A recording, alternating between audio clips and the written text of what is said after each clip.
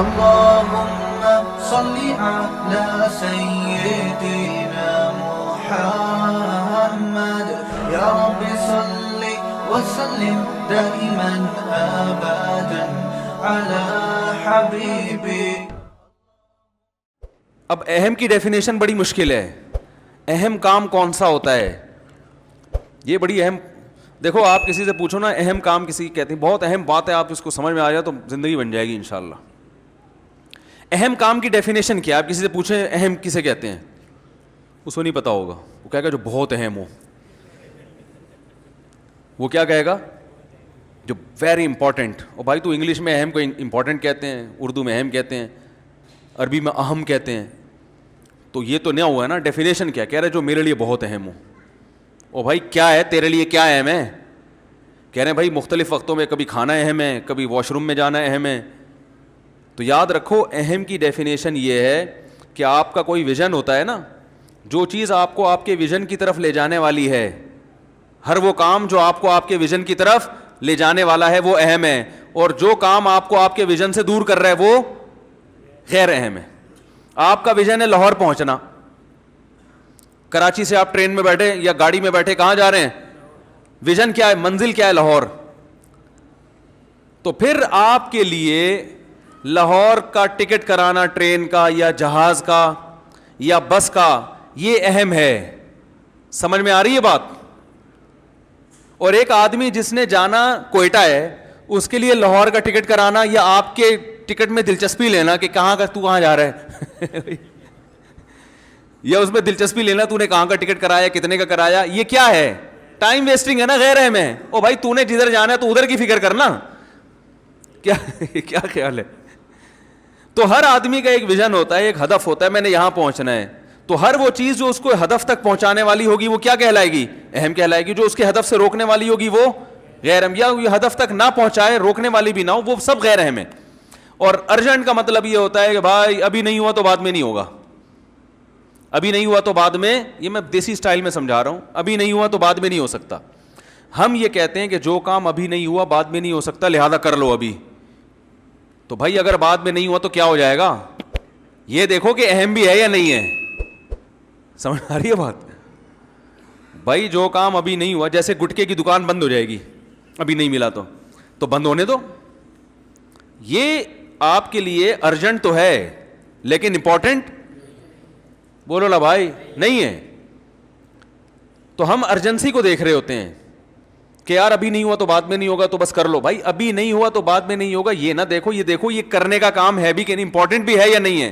پھر امپورٹنٹ میں یہ دیکھو کہ جو ارجنٹ ہے ان کو پہلے نمٹاؤ, جو ارجنٹ نہیں ہے ان کو بعد میں نمٹا دو, اور جو ارجنٹ بھی نہیں ہے امپورٹنٹ بھی نہیں ہے ان کو ایک طرف رکھو.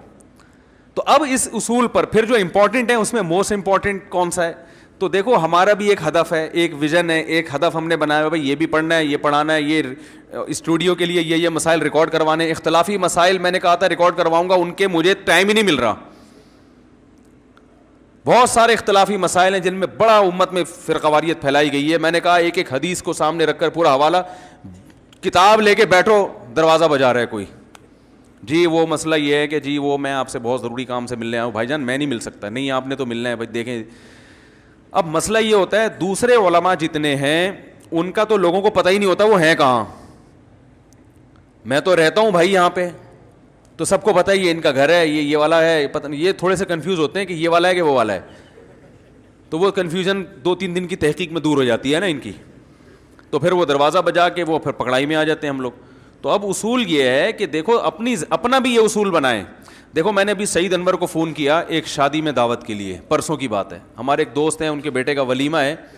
تو میں نے سعید انور کو فون کیا, میں نے کہا وہ سفارش کر رہے ہیں میرے ذریعے سے آپ ان کی دعوت میں آ جائیں. انہوں نے کہا میں 9 بجے کے بعد سو جاتا ہوں, زمین آسمان ادھر سو جائے میں نہیں جاتا, اللہ یہ کہ کوئی قریبی رشتہ دار ہو جس کی رشتہ داری ٹوٹنے کا خطرہ ہو. تو مجھے غصہ آنا چاہیے تھا, کیا خیال ہے؟ مجھے آنا چاہیے یار, میں مفتی طارق مسعود آپ کو بول رہا ہوں آپ ولیمے میں آؤ یار, اور آپ بول رہے ہو میں سو جاتا ہوں. میں نے نا ایسے ویلڈن 3-4 انگوٹھے بھیج دیے. میں نے کہا یہ ہٹو بچوں آدمی ہے, زندہ باد ایسا ہی ہونا چاہیے انسان کو, ورنہ دنیا میں کسی کام کا جو بھی جہاں اٹھا کے جا رہا ہے 3 بجے لے جا رہا ہے پراٹھے کھلانے کے لیے, 3 بجے نکل لیے اس کے ساتھ, 4 بجے جا رہا ہے کہ جی دوستی یاری میں تو چاہ رہا ہوں, دوستوں کو خوش کرتے رہو, ایک دھماکے کے ساتھ پھٹ کے ہلاک ہو جاؤ کچھ دنوں کے بعد. یہی ہوگا نا. اب جو 12 بجے ولیمہ کھائے گا اور کھا بھی کیا رہا ہے, نان قورمے کے ساتھ, گھی پورا جمنے والا نسوں میں, اس وقت تو دال چاول بھی کھاؤ گے تو ہضم نہیں ہوگا 12 بجے, اور آپ نان جو ہے نا میدے کا بنا ہوا نان وہ قورمے میں, یا بریانی گھی والی وہ پھر بیف کی اور اس میں چربی اور اس میں یہ ساری چیزیں 12 بجے کھا کے گھر آتے ہی سو جاؤ گے, تو وہ جو دوست ہے وہ تو خوش ہو جائے گا, ماشاءاللہ ولیمے میں انہوں نے شرکت کی, جی السلام علیکم. تھوڑے دنوں میں جب ایمبولینس جو ہے نا وہ ٹینی نانا کرتے ہوئے آپ کو لے کے جا رہی ہوگی نا, تو وہ دوست کچھ بھی نہیں کرے گا آپ کے لیے. وہ یہ بھی نہیں کہے گا یار یہ میری دعوت کھانے سے اس کا یہ حشر ہوا ہے. صحیح ہے نا. تو میں نے کہا آدمی ایسا ہی ہونا چاہیے بھائی, ایک اصول بنا دیا 9 بجے کے بعد ہم کہیں نہیں جاتے. انہوں نے کہا میں نہیں جاتا 9 بجے کے بعد, الا یہ کہ رشتہ داری تو پھر ایک الگ چیز ہے, کوئی قریبی بہت ہی رشتہ ہو جو رشتہ داری ٹوٹنے کا خطرہ ہو پھر ایک الگ بات ہے, نہیں جاتے. تو میں ناراض نہیں ہوا, میں نے کہا ایسا ہی ہونا چاہیے بھائی, ایسے ہی بندے مارکیٹ سے کیا ہیں, شارٹ ہیں. اگر سب یہ کرنا شروع ہو جائیں تو لوگ اپنے ولیمے کی سیٹنگ چینج کر دیں گے. بھائی 9 بجے 8 بجے کھانا ہوگا, صحیح ہے نا, کیونکہ کوئی آتا ہی نہیں 9 کے بعد, یا دوپہر کو. انہوں نے کہا اگر کوئی میرا بہت ہی چہیتا ہے نا, جو چاہتا ہے کہ سعید انور نے لازمی آنا ہے, تو پھر وہ دوپہر کو ولیمہ کرتا ہے میرے لیے کہ یار سعید انور کو لازمی بلانا ہے, ہم ولیمہ کب کریں گے, دوپہر کو کریں گے. میں نے کہا یار یہ ہٹو بچوں ہو گیا استاد. لیکن مصیبت ہمارے ساتھ یہی ہے کہ ہم اخلاق کے مارے ہوئے ہیں نا.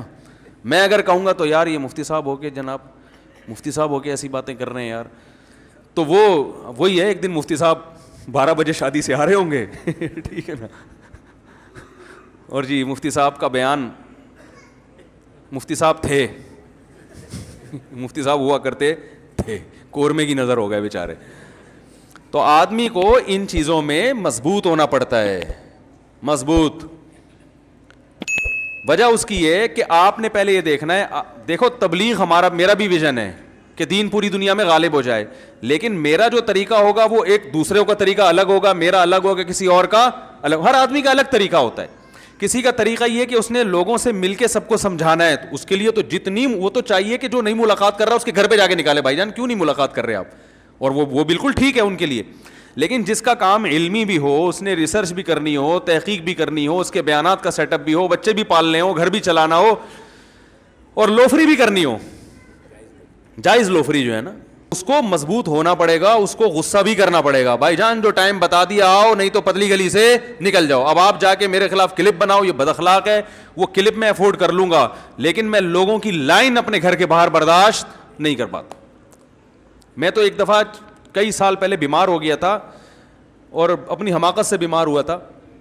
تو کئی سالوں کے بعد نا, میرا خیال ہے 25-30 سال کے بعد مجھے کوئی بخار ہوا ہوگا. اللہ نے الحمدللہ مجھے اس سے, بچپن میں ڈاکٹر اچھا مل گیا تھا, وہ اینٹی بایوٹک نکلاتے تھے, تو ریزسٹنٹ پاور بڑھ گئی تھی نا, بخار نہیں ہوتا تھا, بڑی بڑی بیماریاں آتی ہیں لوگوں, مجھے نہیں الحمدللہ ہوتا. تو وہ ہو گیا, تو میں بیمار پڑ گیا. میں نے لوگوں سے بتایا, کسی کو بتانا نہیں کہ میری طبیعت خراب ہے, کیونکہ پھر جو لوگ محبت میں آتے ہیں نا عیادت کے لیے, بیٹھے رہیں گے, ابے جاؤ نہ جا کے کام کرو یار اپنا, یار بھائی جاؤ یار, کیوں دروازے بجا بجا کے خیریت پوچھ رہے ہو. جو بہت ہی قریبی, جس سے انسان بے تکلف ہوتا ہے, خوب اچھی گپ شپ ہو, ابے تبے سے بات کرتا ہے, وہ تو ٹھیک ہے, آئے بیٹھے گپ شپ لگائے. ہر آدمی ادھر سے بھی فون, ادھر سے بھی فون, ادھر سے بھی فون. حتیٰ کہ اللہ تعالیٰ میری والدہ کی مغفرت فرمائے, 2 سال پہلے ان کا انتقال ہوا, میں نے کسی کو کانوں کان خبر بھی نہیں ہونے دی. بیمار تھی 2 سال سے بیڈ پہ تھی, نہیں خبر ہونے دی. انتقال ہوا, اللہ ان کی مغفرت فرمائے. جو ہم ٹوٹی پھوٹی خدمت کر سکتے تھے کہ ہمیں افسوس ہوا, آنسو بہے ہمارے. ماں تو ماں ہوتی ہے, آپ کو پتہ ہے, اس کا تو کوئی آلٹرنیٹ, گھوڑا ایک پہاڑ گرا تھا غم کا. چپکے سے ان کو لے جا کے میں نے دفنایا. یہاں بھی منع کر دیا, اعلان نہیں کرنا بھائی, میں نہیں برداشت کر سکتا. جو تعزیت کرنے والوں کی لائنیں لگیں گی, اور وہ جو سارا دن بیٹھ کے تسلی کے جملے, وہ بھائی بڑا غم ہوا, اچھا آپ کو غم ہوا, بہت افسوس ہوا, بھائی کیا کروں, اب کیا کرنا ہے, اب بتاؤ بھائی, وہ ہوا تو وہ ہوا, تو وہ تکلف میں ٹائم ویسٹنگ. بھائی میں نے کہا بعد میں جب ٹائم گزر جائے گا, لوگوں سے کہہ دوں گا بھائی دعا کر لو ان کے لیے, وہ ٹائم گزر چکا ہوگا. تو اب پتہ نہیں میں نے صحیح کیا غلط کیا, یہ تو علماء ہی بتائیں گے. مجھے ایسا لگ رہا تھا میں نے صحیح کیا, کہ بھائی میں نہیں برداشت کر سکتا لوگوں کا ہجوم, اور لوگوں کی جو فون اور کالیں اور تعزیت کے پیغامات, اتنی بھرمار ہوتی ہے کہ کسی کام کا نہیں رہتا انسان. اسلام میں موت اور زندگی، موت کو زیادہ اہمیت دینے کی اجازت نہیں ہے. بھائی سب نے مرنا ہے، ہم نے بھی جانا ہے، اس نے بھی جانا ہے، فلاں نے بھی جانا ہے. گیا، انتقال ہوا. عرب اس میں بڑے اچھے ہیں، وہ اتنا لمبا حساب کتاب نہیں کرتے. کہتے ہیں انا للہ و انا الیہ راجعون، خلاص مات علی الایمان، بس ختم. ایسے جو لوگ سعودی عرب رہے ہیں وہ جانتے ہیں، وہ زیادہ نہیں، وہ تمبو ومبو لگ رہے اور یہ آ رہے ہیں اور پھر وہ دعائے خیر تے بخیر لاغ لے تو خوشا خلب خار، پھر وہ آیا، پھر دوسرا آیا دعائے خیر. آپ تو کوئٹہ کے ہیں نا، کتنی لمبی دعائیں خیریں کی چلتی ہیں نا. جو جس کو تعزیت کے لیے آتے ہیں نا، وہ بیچارہ سارا دن ہاتھ اٹھا کے پھر گراتا ہے. پھر دوسرا آیا ہاتھ اٹھا، دعائے خیر دخال واللہ خوش جوڑ توڑو خال بس. پھر نیچے، پھر دوسرا آیا دعائے خیر ہو گئے، چلو بھائی دعائے خیر کرو یار، تم بھی دعا کر لو یار. پھر نیچے، پھر ایک بندہ آیا، ماموں آئے ملنے کے لیے، چلو دعائے خیر. 3 دن تک وہ ہاتھ اٹھانا گرانا، پھر وہ اخلاص سے دعا ہوتی نہیں. وہ میت کے لواحق میں کہہ رہے ہیں چلو بھائی اب پھر سے کر لیتے ہیں، کیا کریں، اللہ کرے ہو سکتا ہے یہ 50ویں مرتبہ میں مغفرت ہو جائے. ہے بھائی، سب ایک رسم ہے. اس لیے وہاں کے پی کے علماء بھی اس کو جائز نہیں سمجھتے. کسی سے بھی فتویٰ لے لیں آپ. پنجاب میں بھی ایسا ہوتا ہے. پنجاب میں کیا ہوتا ہے کہ رونے کے پروگرام چل رہے ہوتے ہیں باقاعدہ. میت ہو گئی، سب نہیں ہے، سب پنجاب والوں کی سب کی بات نہیں کر رہا، بہت سی جگہوں پہ رونے کے باقاعدہ کیا ہوتے ہیں پروگرام. اب وہ بیٹی آئی ہے امریکہ سے، وہ پہلے پھوٹ پھوٹ کے روئے گی. وہ جہاز میں آ رہی ہے آرام سے نا، آرام سے سکون سے.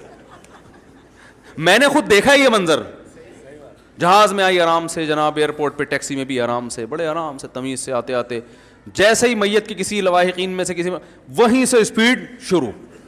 مقابلے ہوتے ہیں، جو زیادہ رو رہا ہے اس کو زیادہ محبت ہے، جو چپ بیٹھا ہوا ہے اس پہ ابد کیا تجھے محبت نہیں ہے کیا. رونے کے کیا چلتے ہیں، مقابلے چل رہے ہوتے ہیں. نہیں رو تو اس کا مطلب ہے آپ کو تو محبت ہی نہیں تھی ابا سے. ایک خاتون کے میاں مر گئے، سچا واقعہ ہے. میرے پاس فون آیا، ہمارے کو ریلیٹیو تھیں، پھوٹ پھوٹ کے رو رہی ہیں کہ میرے میاں مر گئے، ہائے میں بیوہ ہو گئی. اوف، ایسی انہوں نے روئی ہیں کہ جو بھی فون سنے گا وہ بھی بیچارہ پھوٹ پھوٹ کے رونا شروع کر دے. تو چونکہ ہمارے اب کیا زیادہ ڈیٹیل میں نہیں جانا چاہیے، تو ہم لوگ جب ان سے ملنے کے لیے گئے تو بالکل فٹ فاٹ. ہم نے کہا آپ کو تو بڑا غم تھا. کہہ رہے ہیں جان چھوٹی، بڑی مصیبت دی ہوئی تھی، ٹینشن دی ہوئی تھی. وہ بندہ ٹھیک نہیں تھا نا جس کا انتقال ہوا، وہ بہت ظلم کر رہا تھا اپنی بیوی کے اوپر، بالکل بھی ٹھیک نہیں تھا وہ آدمی. تو وہ ہے نا جان چھوٹی، اللہ کا فضل ہو گیا، اللہ نے خود ہی اٹھا لیا. لیکن اب مرنے پہ ایسا ریئیکٹ کرنا ہے وہ ایک مجبوری ہے. بھائی اگر ایسا ریئیکشن نہیں کیا لوگ بولیں گے واہ بھائی واہ، میاں مر گیا رونا ہی نہیں آ رہا ان کو. تو یہ ڈرامے چل رہے ہیں زیادہ تر. اسلام میں حکم یہ ہے کہ بھائی کوئی میت ہو گئی تو 3 جملے کہو اور پتلی گلی سے نکل لو. اعظم اللہ اجرک، وہاں جاؤ تسلی کے. وہ بھی ہر آدمی نہ جائے بھائی، جن کے کوئی خاص رشتہ دار ہیں، جو ریلیٹیو ہیں، جو جن کے جانے سے تسلی ہوگی سامنے والے کو، 3 جملے بولو جا کے، بھائی اعظم اللہ اجرک، جو مصیبت آپ کو پہنچی ہے اللہ اس پہ آپ کے اجر میں اضافہ کر دے. واحسن عزاءک، اس غم پہ اللہ آپ کو صبر کی توفیق دے. وغفر لمیتک، اور مرحوم کی مغفرت فرمائے. 3 جملے کہے، 2-4 اور تسلی کی بات کریں اور پتلی گلی سے بولو بھائی نکل لیں. وہیں تمبو میں دھرنا مار کے مت بیٹھیں آپ، وہاں بیٹھ جاتے ہیں. اب اس کے لیے دودھ پتی آ رہی ہے، پھر چائے آ رہی ہے، پھر پانی آ رہا ہے. وہ میت کے رشتہ داروں بیچارے وہ کہتے ہیں یہ مرنا اتنی بڑی ٹینشن نہیں تھا جتنا یہ جو تعزیت کے لیے آنے والے یہ اس سے بڑی ٹینشن بن چکے ہیں. اور پھر بھی ہمارے ہاں تو اسلام کی برکت ہے، برداشت کی حد تک ٹینشن ہوتی ہے، ڈپریشن میں جاتا ہے، مرتا نہیں آدمی. جو غیر مسلم ہے نا ان کے ہاں تو میت اتنی بڑی ٹینشن دے کے جاتی ہے دنیا سے کہ ان کے 2 ہفتے کے پروگرام چلتے ہیں میت کی تعریفوں کے الگ. اس وقت دفناتے نہیں ہیں اس وقت تک. پھر وہ ان کے کوئی پنڈت جی آ رہے ہیں، پنڈت کہتے ہیں، یہ پنڈت نہیں، مجھے کسی نے انڈیا سے کہا آپ نے مندر کو مندر بنا دیا اور پنڈت کو پنڈت بنا دیا. تو پنڈت لفظ ہے. وہ آتے ہیں، پھر وہ پتہ نہیں کیا کیا پڑھتے رہتے ہیں، اس کے اوپر گھوڑے پڑھ رہے ہوتے ہیں، پھر اس پہ پیسے لے کے جاتے ہیں. وہ کئی ہزار روپے کا وارثوں کا خرچہ ہو جاتا ہے. ہمارے یہاں اسلام نے کہا خرچہ کرنے کی چندہ ضرورت نہیں ہے، صرف خرچہ ہوگا میت کے کفن کا ہے بھائی، میت کی قبر کا. قبر خود کھودنا نہیں آتی تو گورکن کو پیسے دے دو. اس کے علاوہ تیسرا کوئی خرچہ نہیں ہے، اور یہ خرچہ بھی میت کے وراثت کے مال میں سے ہوگا. جتنا مال چھوڑ کر گیا ہے نا اس میں سے پہلے یہ کفن دفن کا خرچہ نکالو. کفن کے کتنے پیسے خرچ ہوتے ہیں کفن پہ. وہ بھی یہ کہ جب اگر کوئی گھر میں کسی کی قمیض پھاڑ کے جو ہے نا کفن بنا دو. صحابہ تو ایسے ہی کرتے تھے, الگ سے کپڑا تھوڑی خریدتے تھے. حضرت ابو بکر کو جب کہا گیا نا یہ کپڑا, انہوں نے فرمایا زندوں کو پہناؤ, ہمارے لیے نیا کپڑے کی ضرورت, ہمیں پرانے کپڑے میں دفن کر دینا. وہاں قبر میں جا رہے ہیں نا, وہاں کون سا کوئی, وہ تو فرشتے آئیں گے دیکھنے کے لیے, وہ تو اعمال دیکھتے ہیں, وہ آپ کے کپڑے تھوڑی دیکھیں گے. تو ٹینشن نہیں لو بھائی, زندگی کو کیا بناؤ, ہلکا ہلکا بناؤ, کاموں میں ٹائم لگاؤ. اب جو دنیا سے چلا گیا وہ واپس نہیں آئے گا.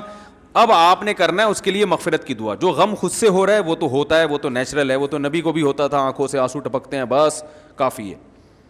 چیخنا چلانا, آپ صلی اللہ علیہ وسلم نے میت پر چیخنے چلانے والی عورتوں پر لعنت فرمائی ہے.